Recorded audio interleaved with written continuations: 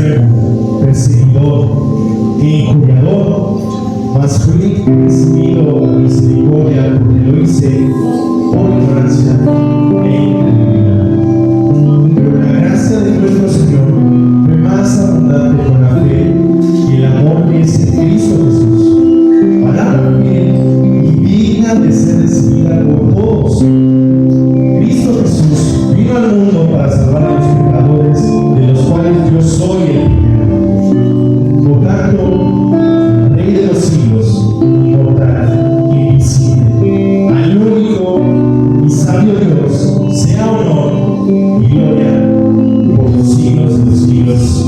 Amén.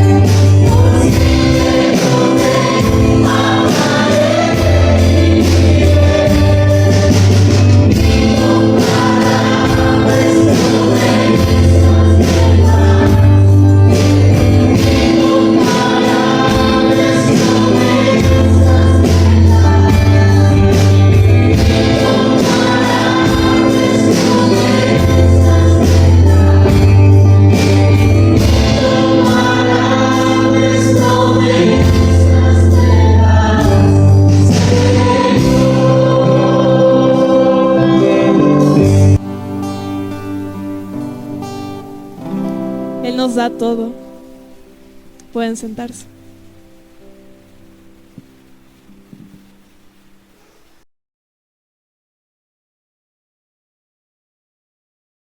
Buenos días, hermanos. ¿Cuántas y cuántas maravillas habla la Escritura de nuestro Dios? Entre Génesis 1:1 y Apocalipsis 22:21, todo lo que se cuenta de nuestro Dios, todas las maravillas. Y esta mañana en la Santa Cena vamos a hablar de ello. Génesis 1:1 dice: en el principio creó Dios los cielos y la tierra.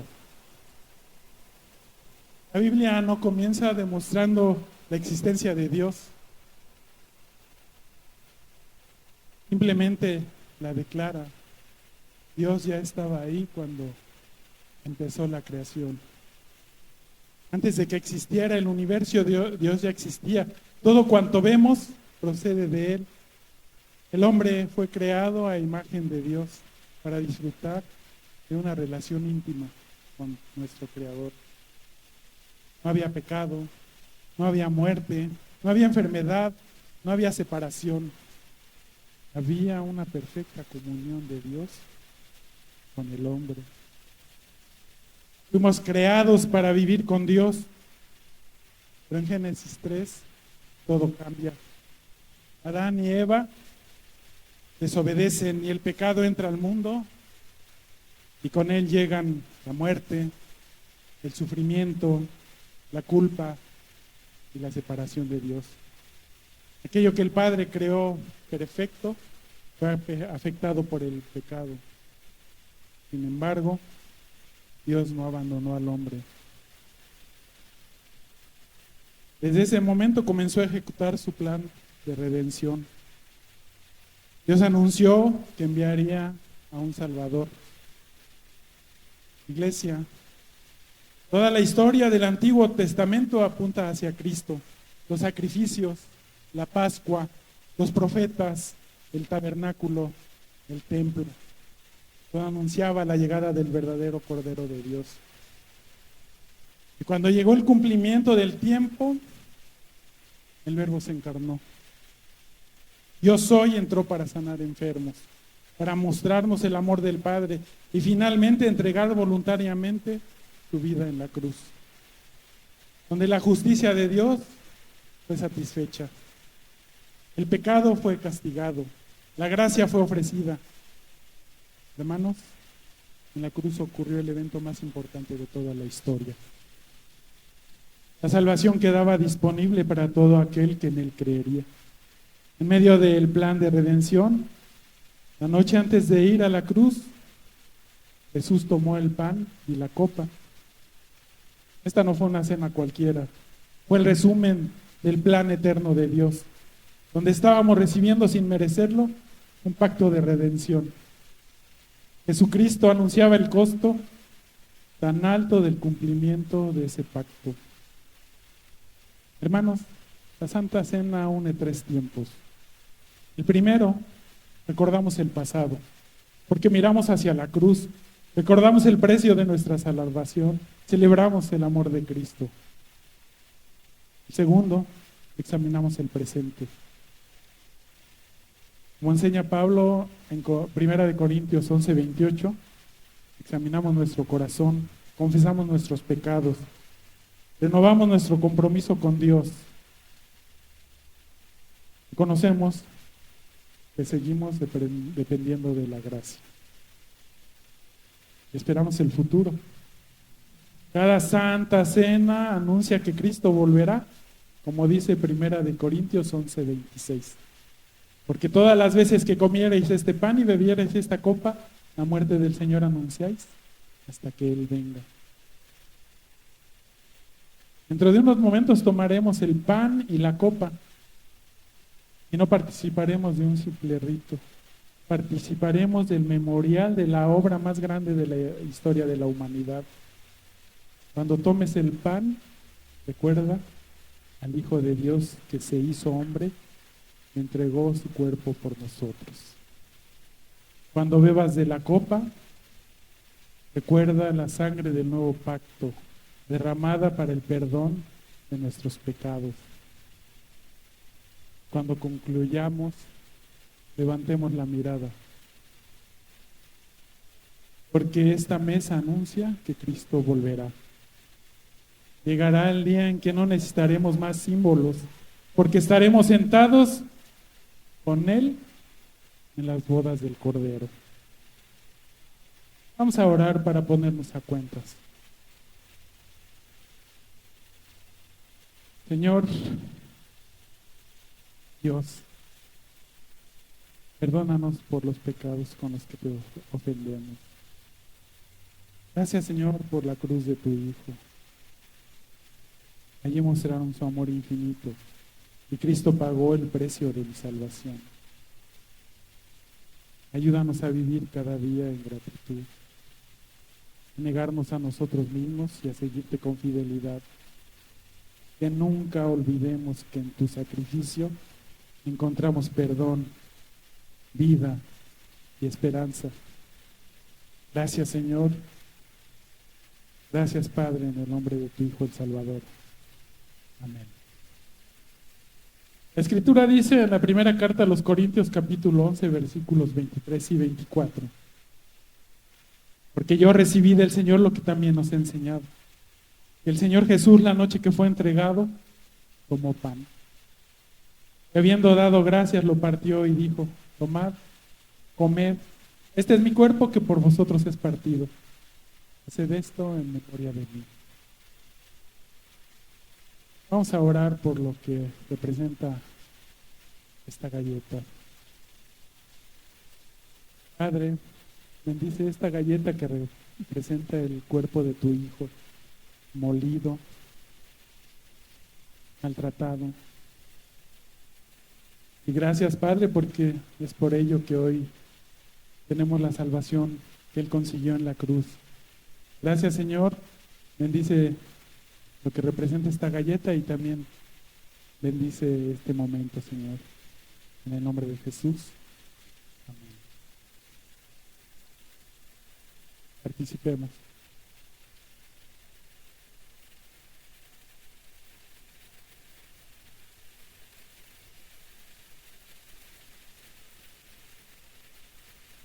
Asimismo, tomó también la copa después de haber cenado, diciendo: esta copa es el nuevo pacto en mi sangre. Haced esto todas las veces que la bebiereis en memoria de mí. Vamos a orar por lo que representa el jugo de uva. Padre, bendice esta copa que contiene jugo de uva y que representa la sangre de tu Hijo derramada en la cruz. Señor, muchas gracias por ese sacrificio, porque tu palabra nos dice que sin derramamiento de sangre no hay redención de pecados. Señor, gracias por todo lo que hizo tu Hijo en la cruz, porque permitió que su cuerpo fuera molido y su sangre derramada. Y eso a nosotros nos dio la salvación, Señor. Bendito eres, Señor, en el nombre de Jesús.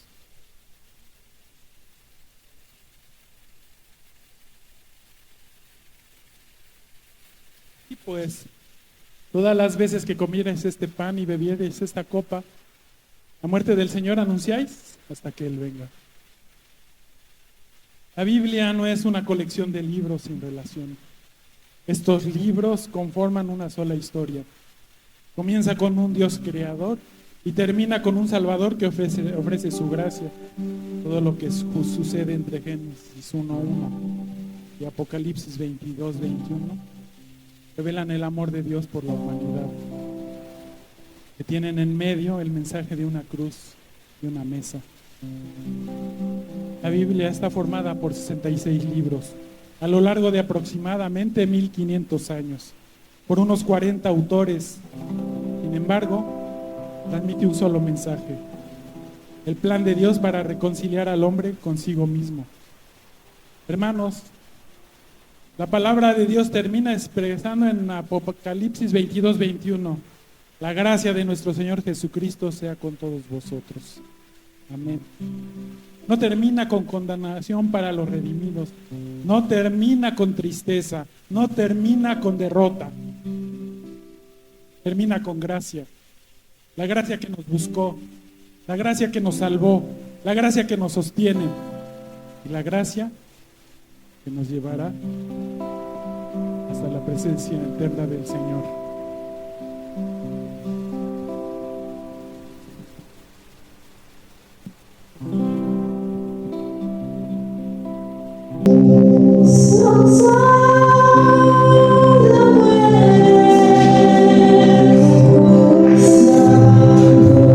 Santo,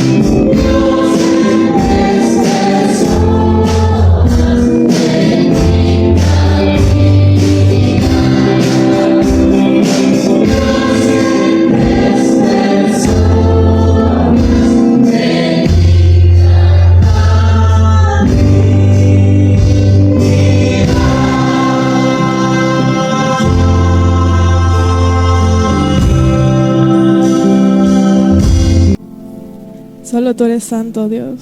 Solo tú eres rey. Y solo tú podrías haber enviado al Cordero Perfecto a morir por nosotros, Padre.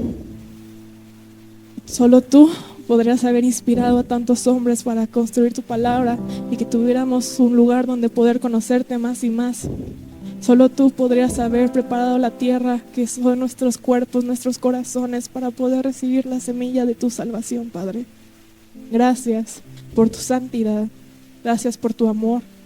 Permítenos poder ver cada uno de los regalos que tú nos otorgas día con día, desde la vida, desde el momento en que tú nos das la vida eterna, hasta el momento en que estaremos a tu lado, cantando que eres santo, que eres poderoso y que nos has comprado, Dios. Te adoramos porque no sabemos qué más hacer y te entregamos nuestra vida porque tú las has comprado con tu sangre, con la sangre de Jesús. Y no podemos dejar de agradecer, Dios. Podríamos vivir nuestra vida diciendo gracias, gracias, gracias, gracias, gracias, gracias, gracias, gracias. Y aún así no podríamos encapsular todo lo que has hecho por nosotros, Señor. Y te adoramos y queremos conocerte más y más. Y queremos sumergirnos en tu espíritu y queremos seguir conociéndote, Dios. Porque solo podemos tener hambre y solo podemos tener sed que solo tú puedes saciar, Padre. Ayúdanos a fijar nuestra mirada en ti y que nuestro pozo solo sea el de tu palabra y el de tu espíritu, Señor. En Cristo Jesús. Amén. Pueden sentarse.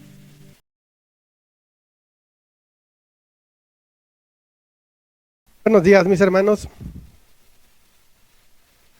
Estamos en el capítulo 5 del Evangelio de Juan. Prácticamente estamos llegando a cubrir la cuarta parte de lo que es todo el Evangelio. Podríamos ir sacando ya conclusiones de lo que Juan nos ha venido enseñando, nos ha venido mostrando. Algo que deberíamos de tener ya muy claro es la deidad del Señor Jesucristo. Jesús es Dios y esto es algo que Juan ha venido marcando y recalcando constantemente con las diferentes señales que el Señor ha venido haciendo. Juan, parte del propósito del Evangelio es ese, decirnos Jesús es Dios. Y lo ha venido demostrando en apenas 5 capítulos y nos lo ha hecho ver de una manera clara. Principalmente, o de una manera más evidente, en los últimos 2 secciones de la Escritura donde hemos podido descubrir o hemos podido ver cómo Juan, el evangelista, nos muestra la deidad del Señor. ¿Recuerdas hace 15 días? El Señor escucha el ruego de un soldado, de un guardia del rey, rogándole que sane a su hijo. Y veíamos en ese entonces cómo este hombre llega a la fe en Cristo. Trae salvación para su familia. No solamente su hijo es sanado, hay salvación para la familia completa. Y la semana pasada veíamos a entendemos, paralítico. La Biblia de hecho no dice que sea un paralítico, dice que está enfermo, pero por el contexto entendemos que es un paralítico o una persona con este problema que, si recuerdan, él no va a buscar a Jesús. Jesús lo va a buscar a él. Él no le pide que Jesús lo sane. Jesús ofrece sanidad a este hombre. Entendemos que este hombre, por todo el contexto que se está dando, hasta lo que estaremos viendo hoy, es que no fue un hombre de fe. Y entonces vemos estos dos contrastes. Primeramente vemos a un hombre de fe que clama a Dios y que clama a Jesús por un milagro. Y después vimos a un hombre que ni buscó a Dios, que ni clamó nada, pero el Señor fue y lo sanó. ¿Eso qué nos muestra, mis hermanos? Jesús es Dios, que es soberano, gracias. Y que es soberano y que Él puede derramar su misericordia en quien Él quiera. Yo tendré misericordia del que quiera tener misericordia. Entonces encontramos este contraste en estos 2 últimos milagros que el Señor Jesucristo ha realizado. Pero no solamente eso, también vemos cómo el guardia del rey, este soldado, encuentra salvación para su familia. Ese es el desenlace de su relación con Jesús. Pero vemos al otro hombre, al hombre cojo de Betesda, que no encuentra salvación. Obviamente tampoco es conducto de salvación para otros, pero sí que encuentra, declara un grave problema y le busca problemas al Señor. Cuando le preguntan por qué va cargando su lecho, que es una instrucción que el Señor Jesús le ha dado, él declara lo que sucedió. Esto le está trayendo graves problemas al Señor Jesucristo. Las cosas se están empezando a poner color de hormiga. Ya no solamente van a querer sencillamente callarlo, ahora ya van a querer matarlo, por todo lo que el Señor hoy nos va a enseñar y nos va a declarar. Entonces, vemos cómo Juan ha marcado estas dos últimas señales como la segunda y tercera señal. Recuerda que Juan nos va a hablar de 7 señales. Nos está hablando de estas dos últimas señales que son la segunda y la tercera. Cómo esta situación, por la respuesta de Jesús, va a llenar de cólera a los judíos religiosos de ese momento. Pero aún en la ira del hombre, Dios obra. Y Jesús va a obrar. Y va a aprovechar este momento, no se va a intimidar. Él va a aprovechar este momento para seguir declarando quién es Él y cuál es su obra en sí, en el mundo. ¿Por qué no me acompañas a orar para dar inicio? Amado Padre, te damos gracias, Señor, por tu palabra, te damos gracias porque nos prestas vida el día de hoy, pero principalmente te damos gracias porque la vida que tú nos das no es solamente una vida física, sino nos das una vida espiritual. Y hoy, Señor, pues esta vida espiritual se enriquece con la lectura de tu palabra, con el alimento que tú nos proporcionas a través de ella. Y Padre, por eso te rogamos, Señor, que ese alimento nosotros lo podamos llevar a nosotros de una buena manera. Padre, por eso es indispensable que tú seas quien lo proporcione. Quizá utilices la voz de alguien para poderla llevar, pero al final del día eres tú quien nos dirige y tú eres quien nos la da, Señor. Y te rogamos, Padre, que lo hagamos de buena manera nosotros. Tú lo haces bien, pero nosotros no, y por eso te pedimos de tu guía, de tu ayuda, y que nos lleves, Señor, a este momento maravilloso, a entregar la palabra de manera correcta, y que seas tú quien dirija, y que seas tú, Señor, quien nos redarguya y quien nos lleve a la práctica de lo que hoy estaremos aprendiendo, a la meditación de ella. Que extraigamos todo aquello que viene en ella para nuestra alimentación y para nuestra fortaleza espiritual. Esta fortaleza la necesitamos en cada instante de nuestra vida, principalmente cuando las situaciones se complican y los momentos son difíciles, Señor. Buscamos de tu ayuda, bendito Padre, en el nombre de Jesús. Ok, entonces vayamos al capítulo 5 del Evangelio de Juan y empezaremos del versículo 19. Versículo 19 dice: respondió entonces Jesús y les dijo: de cierto os digo, no puede el Hijo hacer nada por sí mismo, sino lo que ve hacer al Padre, porque todo lo que el Padre hace, también lo hace el Hijo igualmente. Porque el Padre ama al Hijo y le muestra todas las cosas que Él hace, y mayores obras que éstas le mostrará, de modo que vosotros os maravilléis. Porque como el Padre levanta a los muertos y les da vida, así también el Hijo a los que quiere da vida. Porque el Padre a nadie juzga, sino que todo el juicio dio al Hijo, para que todos honren al Hijo como honran al Padre. El que no honra al Hijo, no honra al Padre que le envió.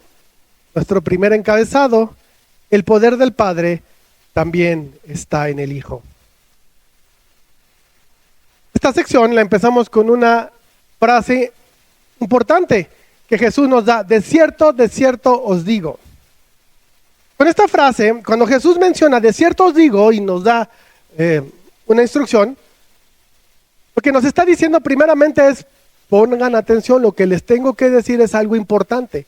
Pero cuando repite esta frase y nos dice de cierto os digo, lo que nos está diciendo: lo que les voy a decir es de suma importancia, pongan atención. Y de hecho, hay quienes se atreven a asegurar que el capítulo 5 del Evangelio de Juan es el capítulo más importante de todo el Evangelio por la información que Jesús nos va a dar. Es que es importante que pongamos atención a la palabra del Señor. Recordemos que para este momento la pregunta está en el aire. ¿Por qué le dijiste a este hombre que llevara su lecho? ¿Para qué lo haces trabajar en el día de reposo? ¿Por qué sanas en el día de reposo si está prohibido? No es lícito sanar en el día de reposo.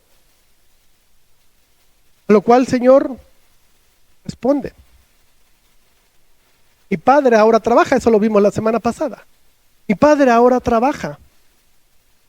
Y esta frase, esta oración que el Señor Jesús nos da, implica muchísimas cosas. Pero más allá de eso, lo que queremos resaltar es que empieza a hablar de su Padre. No habla de nuestro Padre como judíos o del Padre del pueblo de Dios. Habla de su Padre. Con esta frase lo que Jesús está haciendo es ponerse exactamente al mismo nivel que el Padre, al mismo nivel que el Dios. Recordemos, quizá para ti, para mí, a veces esto es un poco extraño porque nosotros tenemos muy claro, el Hijo es una cosa y el Padre es otra cosa, ¿verdad? Papá es muy diferente y Él pagará por las cosas que Él haga. En cambio, yo también haré de mi vida algo distinto a la de Él, por lo tanto yo pagaré y llevaré las consecuencias de las cosas que yo haga. Pero dentro del contexto judío, el ser el hijo de alguien o declararse el hijo de alguien significaba tener la misma situación económica, la misma autoridad, el mismo lugar, la misma idiosincrasia. En fin, era una igualdad total pertenecer a esa familia. Por lo tanto, cuando Jesús declara ser el Hijo de Dios, significa soy de la misma clase, soy del mismo tipo, tengo la misma autoridad que Él. Por lo mismo se está poniendo al mismo nivel que Dios, porque Dios es su Padre y Él es de la misma sustancia y tiene la misma autoridad. Los judíos religiosos ya enojados. Y Jesús, en lugar de bajarle un poco a la intensidad, sigue con este tipo de declaraciones. ¿Te imaginas cómo se están caldeando los ánimos en ese momento?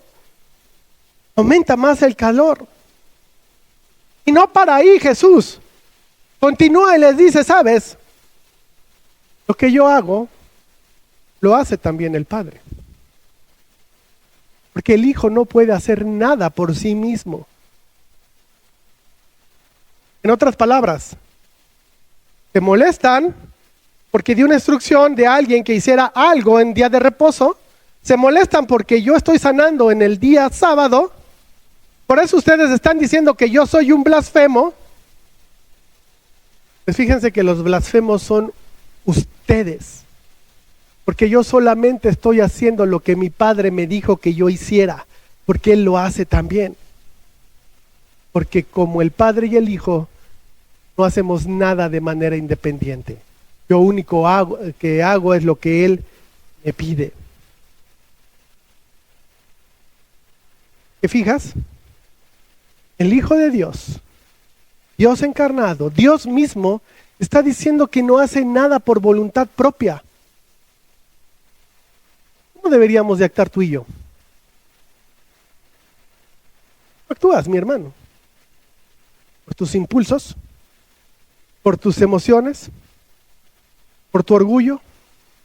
¿Por tu autosuficiencia? ¿Por esa gran inteligencia que tienes? ¿Por esa gran capacidad de tomar decisiones?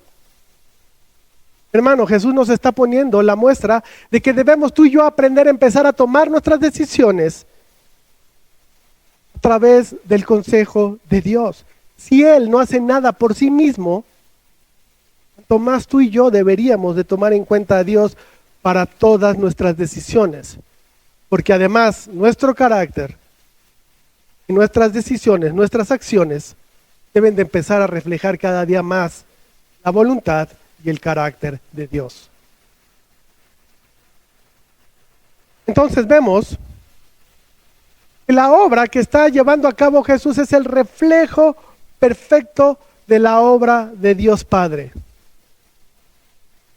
Esto es interesante porque más allá de lo que está provocando esto con ellos, para nosotros debe de ser muy claro y de repente, ¿verdad? Quizá personas que como yo, que en algún momento teníamos un concepto errado de quién era Dios, que quizá como creyentes llegamos a tener este concepto errado por mucho tiempo, y quizá que haya alguien que todavía lo tiene, donde llegamos a pensar de que Dios, el Dios del Antiguo Testamento, era un Dios duro, un Dios enojón, un Dios inclusivamente malo, que le pedía al pueblo judío hacer cosas terribles. Por lo tanto, el Dios del Antiguo Testamento era un juez duro y que castiga con severidad. Luego llegamos al Nuevo Testamento y vemos al Hijo. También es Dios y es mucho más amable, lleno de amor, lleno de misericordia, lleno de gracia, perdón. Entonces Él es quien equilibra un poco las cosas, porque en el Antiguo Testamento todo era mucho más duro. ¿Tú todavía piensas esto, mi hermano? Yo te ruego que elimines esa idea. Porque debemos de ver con claridad también cómo el Dios del Antiguo Testamento se revela con gracia, con amor, con misericordia, con gracia abundante. Y si tú no lo alcanzas a discernir o no lo alcanzas a ver, aprovecho para el comercial, ven los miércoles y lo vas a descubrir. Ven los miércoles al estudio a las 7:30. Porque no podemos terminar concluyendo tú y yo que el Dios del Antiguo Testamento solamente es un Dios de juicio. Porque claramente también podemos ver que es un Dios de amor, de gracia, de misericordia, de perdón.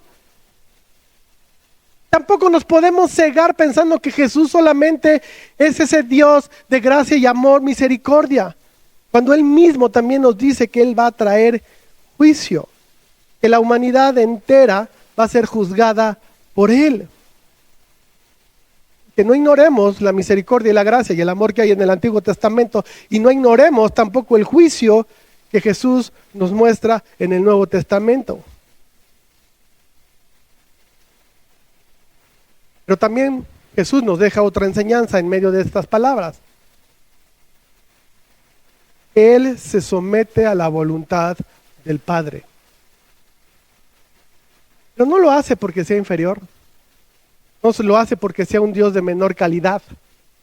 No lo hace porque esté forzado a hacerlo. Lo hace porque así lo ha decidido. De manera que Jesús nos está diciendo que se somete al Padre de una manera voluntaria, pero que es igual en sustancia, en carácter, en poder, en todos los atributos, igual que el Padre. Eso a lo mejor entenderlo nosotros, si no lo analizas bien, pudiera ser hasta sencillo, pero realmente no lo es tanto. Porque al final del día, el pensar en alguien que se somete a otra persona, en nuestra mente está más la idea, ¿por qué se somete? Porque es inferior, porque es más débil, porque es menos capaz. ¿Qué otro motivo se sometería a alguien a otra persona? Pero Jesús, en el caso de Dios, no sucede así. Él solamente hace la voluntad de su Padre. Y esto nos enseña, el sábado fue una bendición para el hombre y no para llenarlo de cargas. El día de reposo no fue un día únicamente para que estuviera el hombre limitado en hacer cosas, sino el sábado fue dado al hombre para que hubiera una conexión con Dios, de la misma forma que Jesús la tiene. Y recordemos, el día de descanso, ¿cuál fue la instrucción? 6 días trabajarás y el séptimo descansarás. Esa fue toda la instrucción de Dios. ¿Y qué ha hecho el judío? Ha llevado a casos extremos, a un día lleno de prohibiciones. Dios trabajó 6 días en la creación y dice la Escritura que el séptimo descansó. ¿Pero por qué descansó? ¿Porque estaba cansado? ¿Porque había hecho un gran trabajo y estaba exhausto el Señor que necesitaba descansar? Definitivamente no fue así. Sino más bien lo que está haciendo el Señor es establecer un patrón para ti y para mí. Porque podemos ver que aunque el Señor descansó, la creación que Él realizó, que llevó a cabo continuó trabajando. ¿O acaso en los sábados las plantas dejan de crecer? ¿Los mares pierden sus límites? ¿El viento sale de la atmósfera porque no hay quien lo controle? ¿Los animales dejan de reproducirse? No, la creación continúa con ese proceso. No descansó. Fíjate lo que nos dice Hebreos 1:3. Hebreos 1:3 dice: el cual, siendo el resplandor de su gloria y la imagen misma de su sustancia, ojo con esto, y quien sustenta todas las cosas con la palabra de su poder, habiendo efectuado la purificación de nuestros pecados por medio de sí mismo, se sentó a la diestra de la majestad en las alturas. Y debes de subrayar aquí es: sustenta todas las cosas con la palabra de su poder.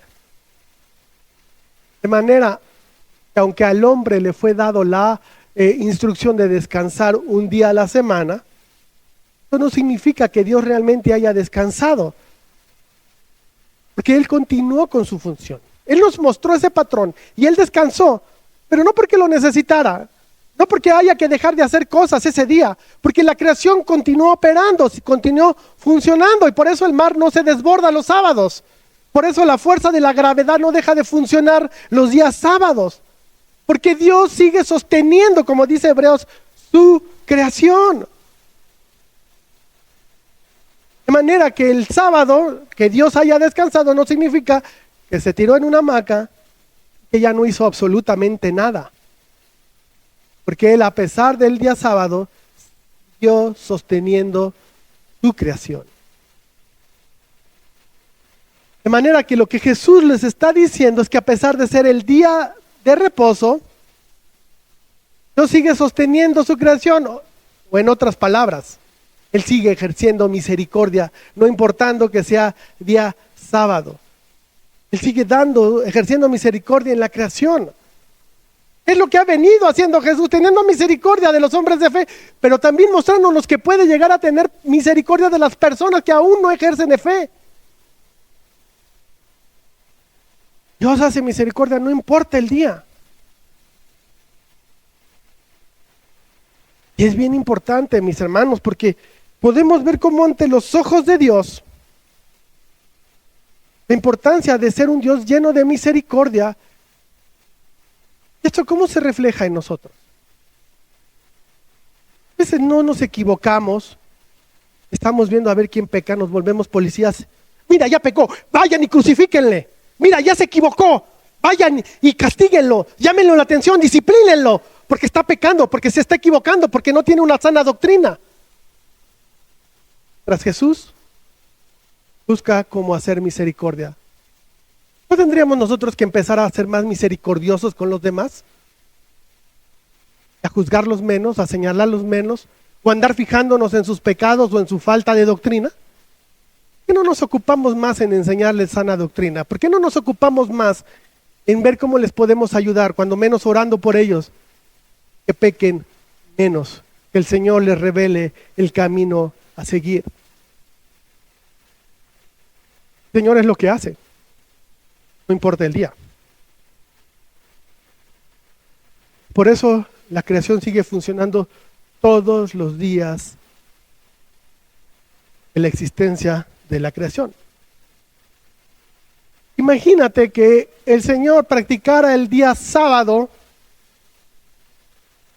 como lo han llevado, a la exageración que lo han llevado los judíos, y no hiciera absolutamente nada, y que entonces Dios soltara la creación y dejara de poner límites a los mares, y que dejara de dirigir el viento, y que el viento se saliera de la atmósfera, y que toda la creación dejara de ser controlada porque el Señor está descansando. ¿Qué sería de este mundo? Entonces Jesús lo que les está diciendo: judíos, si ustedes están molestos por lo que yo estoy haciendo en el día de reposo, no se enojen conmigo. Enójense con Dios, enójense con el Padre. Y yo solo hago lo que Él hace. ¿Te imaginas la bomba que fue para los judíos? Esto debe haber sido como prenderles fuego vivos, y se llenaron de cólera y de ira. Pero Jesús está diciendo, porque lo que resulta o lo que impulsa la relación entre el Padre y el Hijo no es la subordinación, es que yo sea inferior, es que haya uno más que otro, sino según lo que entendemos en el versículo 20, el impulso de esta relación entre el Padre y el Hijo es el amor. También en Jesús nos habla de esta igualdad que hay entre el Padre y el Hijo. ¿Por qué? Que los dos pueden dar vida. ¿Quién? Quieren. Ya lo demostraron. Quizá para nosotros esto pudiera significar, está bien, que así sea. Pero estas palabras dentro del contexto judío, dentro de la mente de un judío, es una blasfemia, porque una enseñanza del Antiguo Testamento, y pudiéramos ver varios pasajes, que no lo vamos a hacer, es que Dios es el único que puede dar vida. Y por lo tanto, lo que está haciendo Jesús es, yo soy igual a Dios, diciéndoles, yo soy igual a Dios. Pero no solamente les dice eso, les dice, yo voy a llevar el juicio, ese juicio al cual todos en algún momento iremos. Los judíos entendían que iba a haber un día del juicio, pero Jesús les está diciendo, yo soy el que va a enjuiciar a la humanidad. Todos ustedes algún día irán enfrente a mí para recibir mi juicio. Es por ello que debemos de honrar al Hijo como se honra al Padre. Por lo tanto, nadie debe de despreciar a Jesús ni puede minimizarlo, porque tiene la misma autoridad que Dios el Padre y porque es Él quien llevará el juicio el día que esto suceda. Estos judíos que lo están despreciando, ¿te imaginas lo que están escuchando? Jesús los está condenando. ¿Te imaginas hoy en día también todas esas religiones que ponen a Jesús como un segundón, como alguien que no tiene la misma autoridad que Dios, como alguien que es inferior, como un Dios menor? El desenlace será el mismo.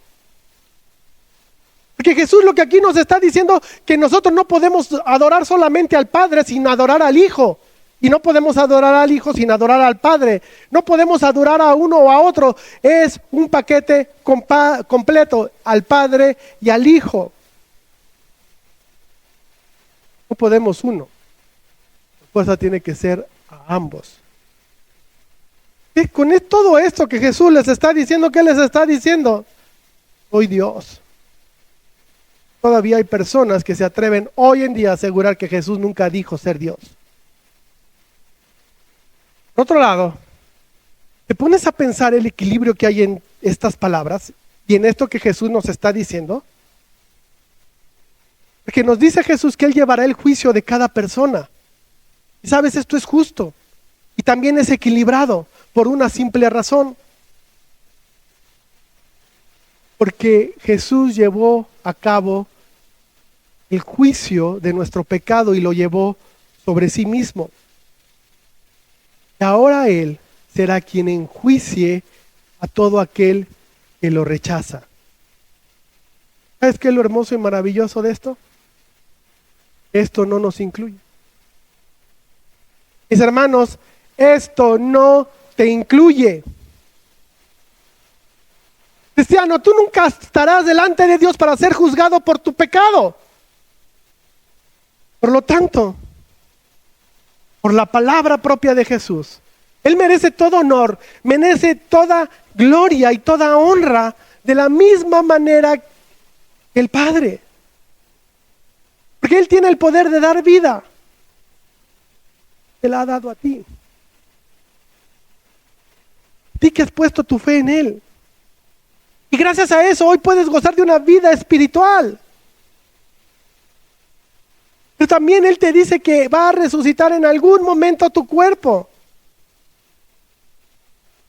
Estas son las obras mayores de las cuales Él está hablando, más allá de sanar a un enfermo, que ya lo ha hecho. Así que mi hermano, mi hermana, aprendamos a seguir la voz de Cristo. Porque este es el camino y es el medio donde Él seguirá transformando nuestra vida. Que solamente Él tiene el poder para poderlo hacer. Nadie más. Si quiere seguir caminando y madurando, sigue la voz de Dios. Solo Él lo puede hacer en tu vida. Tú mismo puedes hacer. Versículo 24. Nuevamente. De cierto os digo, el que oye mi palabra y cree al que me envió, tiene vida eterna. Y no vendrá a condenación, mas ha pasado de muerte a vida. De cierto os digo, viene la hora, y ahora es, cuando los muertos oirán la voz del Hijo de Dios, y los que la oyeren vivirán. Porque como el Padre tiene vida en sí mismo, así también ha dado al Hijo tener vida en sí mismo. Nuestro segundo encabezado. El Hijo tiene autoridad para dar vida. Nuevamente Jesús diciéndonos, pongan mucha atención a esto. De cierto os digo, les estoy dando cosas sumamente importantes. ¿Y de qué nos continúa hablando? De creer. Es decir, de tener fe. Y oyes las palabras de Jesús, crees al que Él envió. ¿Cuál es el resultado de eso? Vida eterna. Que tanto esos judíos a los que se los está diciendo, nosotros mismos estábamos muertos en nuestros delitos y en nuestros pecados. Al igual que ellos, teníamos vida física, pero no teníamos vida espiritual. Pero hoy tú que has escuchado las palabras de Jesús y has creído en el que lo envió, ahora gozas de vida eterna. Por lo tanto, ya no vendrás a condenación. Ya has pasado de muerte a vida. Porque Dios ya llevó a cabo el juicio de todos los creyentes. Ya llevó el juicio de todos nuestros pecados y lo hizo sobre Jesús. De manera que el único juicio que como creyente vas a enfrentar, es que le podemos llamar juicio, es para que recibas recompensa según el trabajo que hayas dado en el servicio de la iglesia. Es el único juicio que enfrentarás para recibir galardones, para recibir coronas. Ese es el único juicio que atravesarás. Dios te estará recompensando según tus obras. Pero nunca serás enjuiciado por tus pecados. Nunca serás juzgado por ellos. Gracias a Cristo, mi hermano, mi hermana, has librado ese juicio. Ya no llevarás ese juicio que te llevará a la muerte, a la separación eterna de Dios. Es lo que nos enseña la Escritura, ¿verdad? Paga del pecado es muerte. Pero ahora, gracias a Cristo, estás en la categoría de vida. Digo, para darle gracias a Dios, ¿verdad? También podemos ver que las palabras de Jesús están en tiempo presente. Por lo tanto, no es que en el futuro vas a recibir vida eterna. Es que ya gozas de vida eterna. Desde el día en que llegaste a los pies del Señor.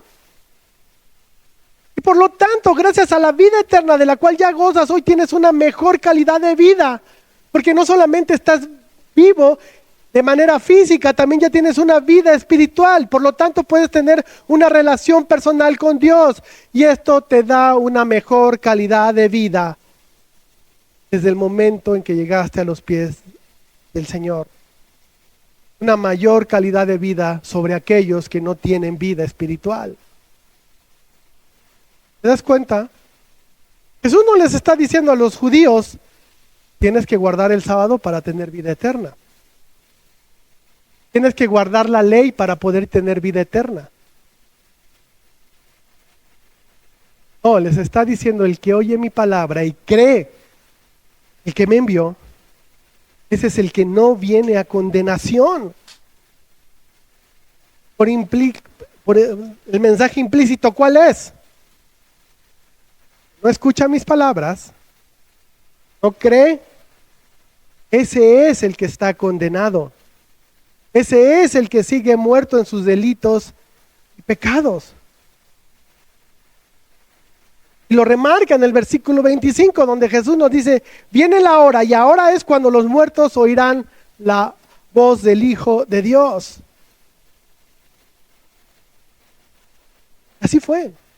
Porque en ese preciso momento fue cuando Jesús empezó a hablar sobre el reino de los cielos. Y muchos muertos espirituales escucharon la voz del Hijo de Dios en ese momento. ¿Sabes? Esto sigue sucediendo el día de hoy. Muchos muertos han escuchado su voz. Nosotros entre ellos. Mi caso sucedió en enero del 99. En ese momento fue la hora y ahora fue. O ahora es. Cuando yo escuché la voz de Jesús, creí en el que le envió. Escuché las palabras del Evangelio. Y gracias a Cristo no voy a condenación, porque pasé en ese momento de muerte a vida. ¿Cuál fue tu día? ¿Escuchaste la voz del Hijo de Dios? ¿Y creíste en el que le envió? ¿Que pasaste de muerte a vida? Por lo tanto, hoy sigue siendo el día importante. Hoy es el día, ahora es. ¿Por qué es hoy? Que nadie tenemos asegurados estaremos el día de mañana. Es más, ni siquiera tenemos asegurado que estaremos hoy en la noche. Además, Jesús lo puede hacer porque tanto Él como el Padre son generadores de vida. Que a ellos nadie les dio vida. ¿Te das cuenta por qué Jesús tuvo que resucitar? Porque era inminente su que Él resucitara. Porque Él es la vida. Veamos cómo lo dice la propia Escritura en Hechos 2:24.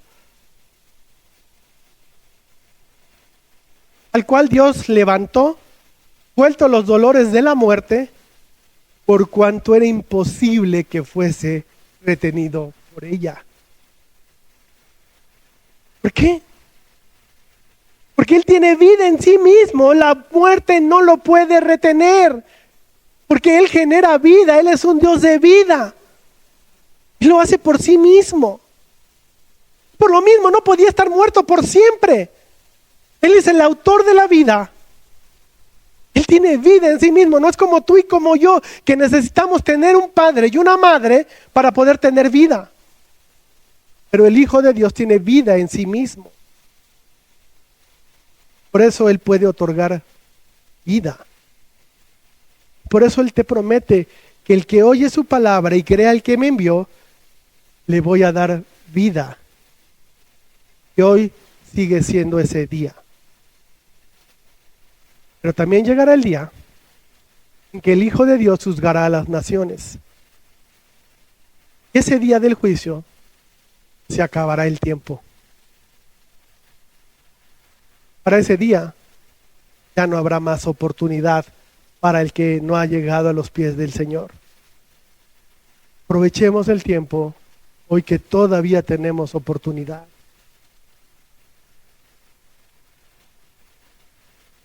Así es que si tú has creído en Jesús, has creído en el que le envió, debemos de tener muy claro que Jesús es el único que Dios ha enviado para nuestra salvación.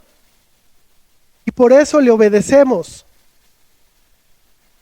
Por eso estamos aprendiendo a dejar el control de las cosas que vivimos, principalmente cuando estamos en problemas. Estamos aprender a aceptar su voluntad. Estamos intentando dejar de aferrarnos a nuestros propios planes. Por eso queremos conocer más de su palabra, porque no queremos depender ya de nuestra sabiduría, ya no queremos depender de nuestra inteligencia, porque confiamos en lo que Él nos dice, porque su palabra es verdad. Versículo 27. También le dio autoridad de hacer juicio por cuanto es el Hijo del Hombre. No os maravilléis de esto, porque vendrá hora cuando todos los que están en los sepulcros oirán su voz. Y los que hicieron lo bueno saldrán a resurrección de vida, mas los que hicieron lo malo a resurrección de condenación. Último encabezado: el Hijo tiene autoridad el día del juicio. Jesús continúa hablando y ahora nos está hablando sobre su trabajo específico que tiene. Él posee la vida, por eso la puede otorgar, pero también es quien llevará a cargo el juicio. No, ¿por qué? Porque Él tiene la autoridad para hacerlo. Y nos da otra, para algunos noticia, para otros no. Todos resucitaremos, creyentes y no creyentes. Pero unos resucitaremos para vida. Y por eso tendremos un cuerpo glorificado, listo para vivir por la eternidad cerca de Dios. Y otros resucitarán para condenación. Aquellos que decidieron no escuchar la voz de Dios, de Cristo, y no creer en el que le envió, se espera castigo eterno. Así que mi hermano, mi hermana, podemos ver con claridad cómo el mismo Señor Jesucristo nos está enseñando que hay algo más después de esta vida. Y cuando nos toque atravesar la muerte, y esto debe de ser esperanzador para nosotros, si has creído en Cristo, evidentemente, ese no es el fin de las cosas. Sino que hay un momento, habrá un momento donde esa parte inmaterial de nuestro ser, que se separa en la muerte, ¿verdad? Sabemos todos que la muerte significa separación, y en nuestro caso se separa nuestro espíritu o alma de nuestro cuerpo, pero que habrá un momento en el futuro donde nuestro espíritu se volverá a unir a nuestro cuerpo, y que el Señor en ese momento nos resucitará. Unos para vida, que podrán gozar de andar caminando en esas calles de oro que la palabra nos escribe, donde habrá puertas de perla y bueno, y todo lo que ya conoces. Pero hay otro tiempo donde resucitarán unos para ser condenados. ¿De qué lado estás? ¿Que resucitarán para vida? ¿O no estás tan seguro? ¿Estás seguro realmente del lado en el que estás? ¿Qué harías? ¿Qué darías para estar del lado correcto? Maravilloso es que no hay que hacer nada ni dar nada. Tienes que creer. Y esa fe que ejerces debe de ser evidente. Por eso das fruto. Y por eso maduras. Y por eso creces. Y por eso estás aprendiendo a amar. Y por eso escuchas la voz de Dios. Pero cuidado, ¿verdad? Porque en el versículo 29 pareciera que la Escritura nos enseña que es por obras nuestra salvación, pensando que es por nuestras obras que tendremos vida eterna, vida con Cristo. Pero precisamente es lo que no nos está diciendo lo contrario. Que las buenas cosas que podemos llegar a hacer son el resultado, son el fruto de lo que has creído. Es decir, solamente aquellos que han nacido de nuevo van a poder realmente vivir una vida diferente. Eso podemos ver si alguien ha creído o no. Está siendo transformado por el Señor. ¿Cómo es tu vida? ¿Cuál es tu caso? ¿Confirmas lo que Jesús le dijo a Nicodemo? ¿Has nacido de nuevo? ¿Hay evidencia de ello? ¿Cómo Dios te ha ido transformando? Por lo tanto, cuando el Señor nos habla de hacer lo bueno, no se está refiriendo a buenas obras, se está refiriendo a oír la palabra de Dios y a creer en el que le envió. ¿Cómo ha impactado de esto tu vida? Esta gran verdad, tu vida. Entonces, Elías, lo que según tú estás entendiendo es que Dios es malo. ¿Cómo es posible que ese Dios de amor, ese Dios de gracias y ese Dios de misericordia se tome el tiempo para resucitar a unos únicamente para mandarlos al infierno?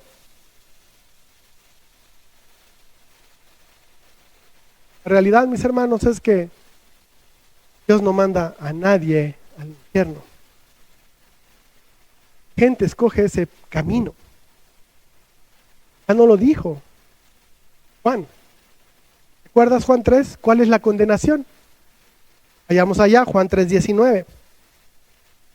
Esta es la condenación, que la luz vino al mundo y los hombres amaron más las tinieblas que la luz, porque sus obras eran malas. Es el hombre quien ha decidido la condenación, porque prefiere las tinieblas. El Señor vino a traer vida, vino a traer luz.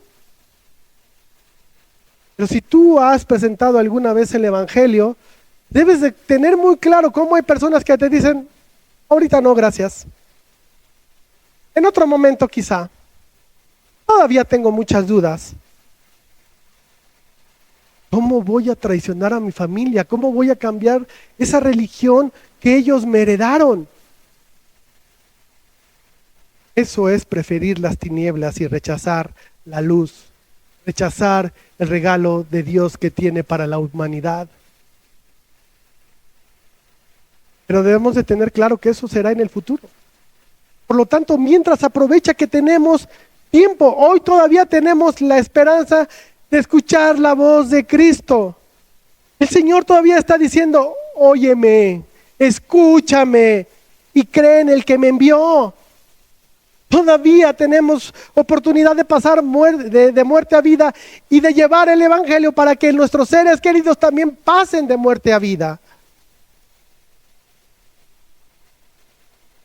Por lo tanto, Jesús está haciendo una declaración impactante, impresionante, majestuosa, que cayó como bomba en ese momento. Él claramente está diciendo, yo soy mucho más que un hombre. Y lo afirma en frente a de estos líderes religiosos. Está diciendo, yo soy Dios mismo, que me he encarnado y he venido aquí para traerles salvación. Pero también les está diciendo que tiene la autoridad para juzgar. Y que llamará a personas a la resurrección. ¿Te imaginas ese momento? Más allá de lo tenso que seguramente fue. ¿Cómo responderían las demás personas? Te pregunto, mi hermano, así como había estos líderes religiosos de un corazón duro que lo rechazaban totalmente, ¿tú crees que no había personas que al escucharlo dudaban?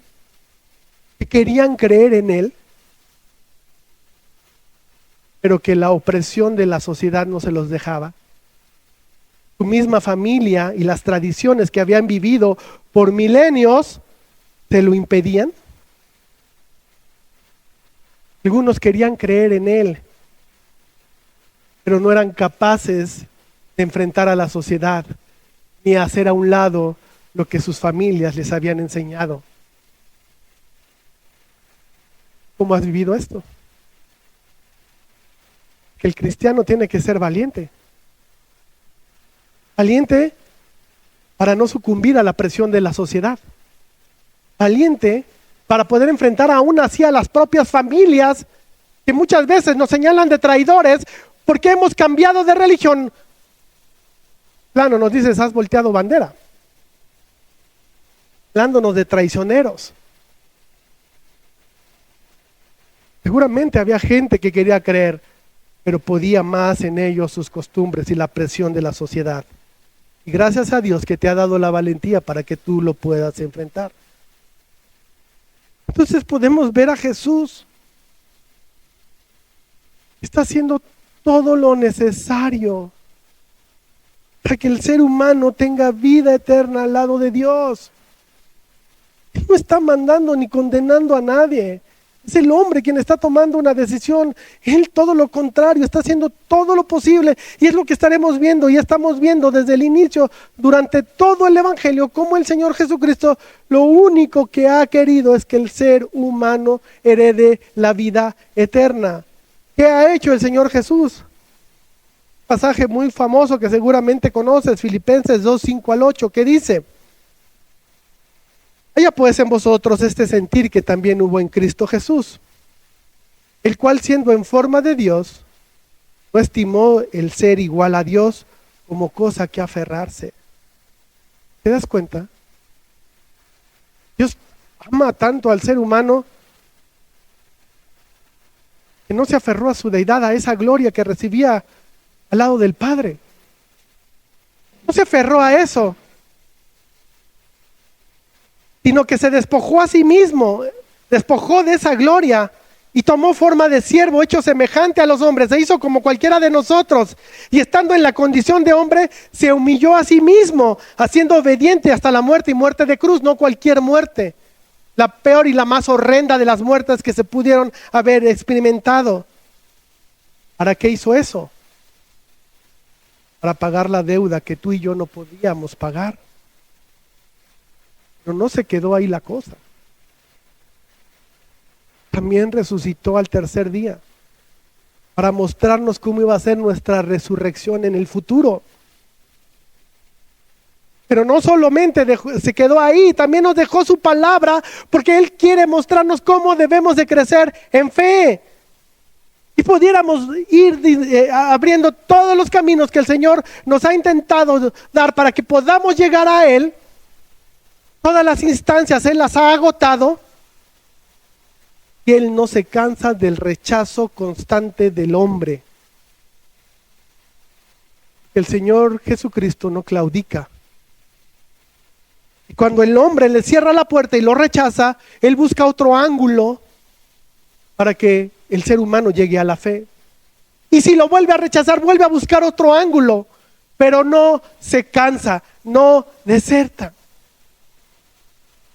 El día de hoy no se está haciendo la excepción. Se pone delante de nosotros y dice: oye, escucha mi palabra y cree en el que me envió.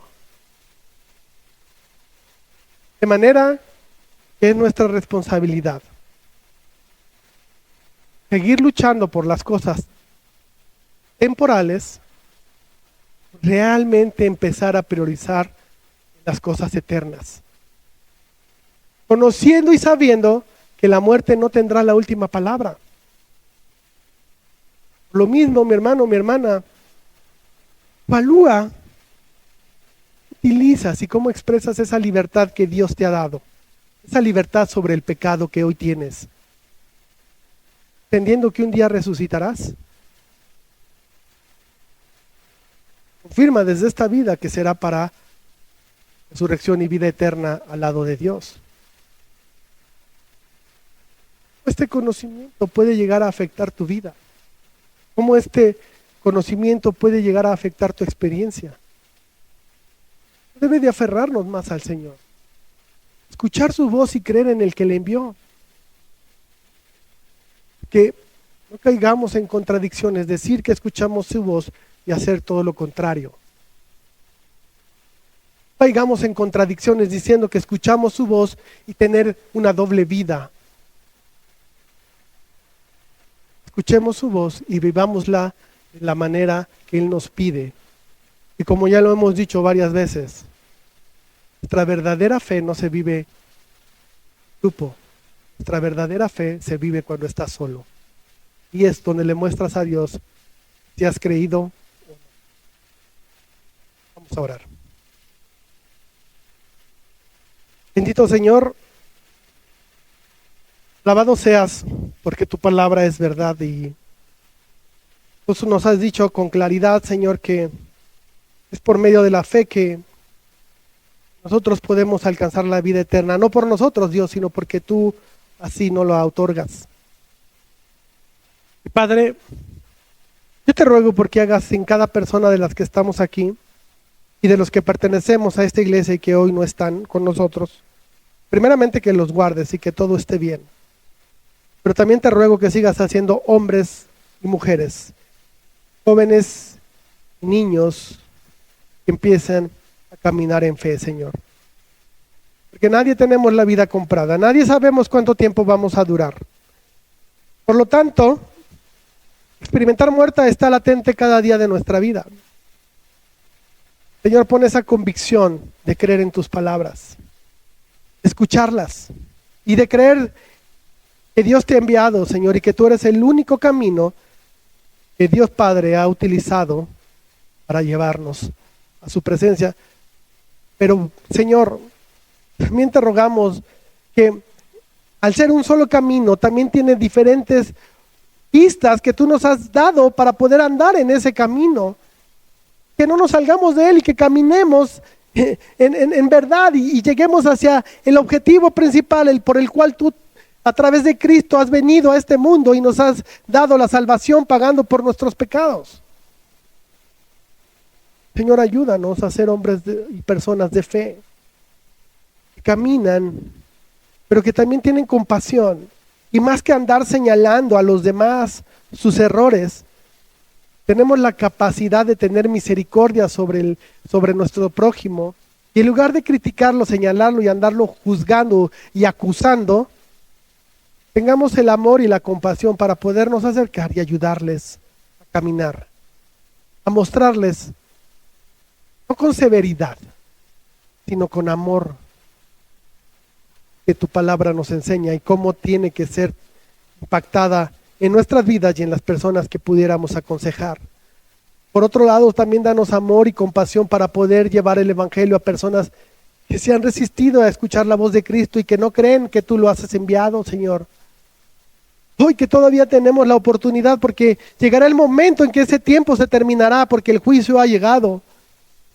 Y unos serán condenados a vivir en ese fuego que nunca se extingue. Que la gran mayoría, Señor, porque tú así lo has decidido y porque tú utilizas a tu iglesia para llevar la salvación que tú otorgas en Cristo, llevar esa verdad, la verdad del evangelio. Que el amor y la compasión sea que lo que nos mueve para poder hablar el evangelio de verdad. No con promesas falsas, sino con la vida eterna que solamente tú otorgas a través de Cristo. Señor, ayúdanos a ser fieles, ayúdanos a ser verdaderos, ayúdanos a ser únicos. Ayúdanos que esa vida que tú nos regalas espiritual y que nos has pasado de muerte a vida realmente nos impacte, llevando una vida rica, llena de espiritualidad, llena de gozo, llena de amor. Que verdaderamente nuestra vida sea transformado y no solamente sea un cliché o sea algo que vivimos de manera superflua. Porque eso es testimonio, según tu palabra, de nuestra fe. Si es verdadera, realmente seremos transformados. Si no es verdadera, entonces estamos en problemas. Porque solamente te queremos engañar a ti, nos engañamos a nosotros mismos, llevando una fe que no profesamos. Tratando de vivir una fe que realmente no creemos. Tratando de llevar una relación contigo la cual no existe. Porque no hemos creído las palabras de Cristo y no creemos que tú lo has enviado, Señor. Si hay alguien aquí así, Dios, ayúdalo a comprender y a llegar a la verdad. Que sea tu iglesia, Señor, quien le muestre lo que tu palabra dice y cómo llegar a ese camino. Amor, verdadero compañerismo, entendiendo que nosotros también en algún momento fuimos así. Dios, perdónanos por todas aquellas veces que podemos presentar el evangelio y no lo hacemos, porque recibimos la opresión de la sociedad y eso nos acobarda o nos limita o nos detiene. A no seres valientes, Señor, que más allá de lo que podamos experimentar, sea tu verdad la que prospere, sea tu verdad la que sea llevada, porque ese es nuestro trabajo. Así como lo hizo Cristo, que no escatimó ni aún su vida, Él nunca dejó de hablar la verdad, a pesar de que los religiosos de ese tiempo lo querían matar, lo condenaban. Inclusive le decían que era hijo de Satanás. Señor, ayúdanos en contra de todas esas opresiones que hoy en este país se viven, aún a través de leyes que nuestro gobierno ha impuesto.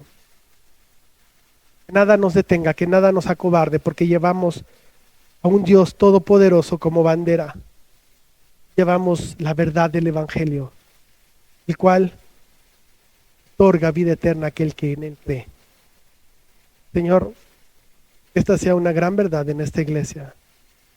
Que entendamos que más allá de esta vida hay una vida mucho más larga y mucho más próspera a tu lado en la eternidad. Por ello, te alabamos y te damos gracias, Señor, en el nombre de Jesús.